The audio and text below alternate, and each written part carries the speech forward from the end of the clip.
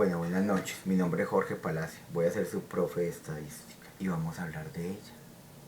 La estadística. ¿Qué es la estadística? Es la rama de la matemática encargada de la recopilación, presentación e interpretación de datos, obtenidos mediante la observación de hechos, lo que permite inferir conclusiones lógicas. Vamos a ver unos conceptos básicos de estadística y vamos a empezar diciendo de la población.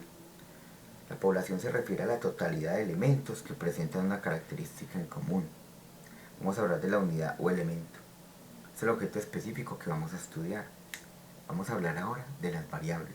Las variables son de dos tipos, cualitativas y cuantitativas. Cuando hablamos de variable cualitativa, son las que se expresan en palabras, es decir, color, estado civil, etc.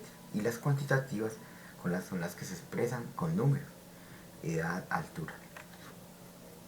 Vamos entonces ahora a ver la investigación. ¿Qué tipo de investigación total? Hay la investigación total o la que llamamos censo, que se estudia el total de elementos que constituyen una población. Pero como es muy difícil de hacer una investigación total, porque implica mucho gasto y mucho tiempo, entonces de ahí sacamos y vamos a definir lo que es una muestra. Es un conjunto de elementos que seleccionamos de una población, es decir, para hacer una investigación sacamos elementos de la población, lo que llamamos una muestra. Y vamos a hablar ahora entonces del muestreo. ¿Qué es el muestreo? Es la técnica que utilizamos para seleccionar una muestra representativa. Su función es básicamente reducir costos y tiempo. Vamos a ver los tipos de muestreo que hay. Muestreo aleatorio simple. Todos los elementos tienen la misma probabilidad de ser seleccionados. Por ejemplo, en un sorteo, cuando nosotros vamos a seleccionar algo y que sea equitativo, pues hacemos una lista con todos y sacamos al azar una balota o un nombre. Vamos a hablar del muestreo estratificado.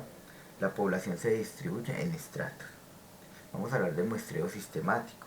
Se seleccionan elementos siguiendo un orden alfabético cronológico. Vamos a ver el muestreo por conglomerados. Se selecciona una unidad que agrupa varios elementos. Y los no aleatorios son los que no son, digamos, que se utilizan por conveniencia, voluntarios. Es decir, cuando nos hacen, por ejemplo, se ve mucho en las auditorías. ¿Listo? Vamos a ver ahora lo que son los parámetros. Son las características que ayudan a clasificar o a definir una población. Entre ellos están la media o el promedio, el total, el porcentaje y la razón.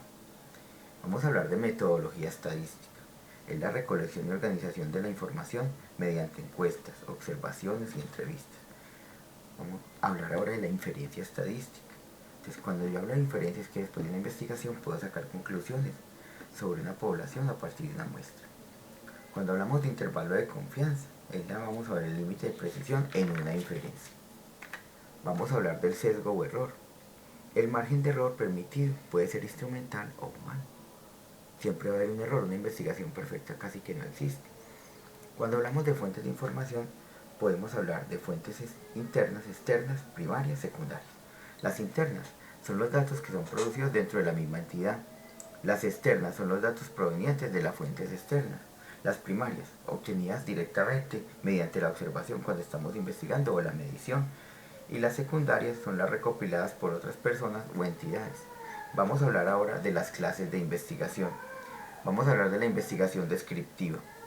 Describe características de hechos reales de forma sistemática. Recolección, descripción, análisis e interpretación es lo que vamos a ver nosotros en nuestra investigación.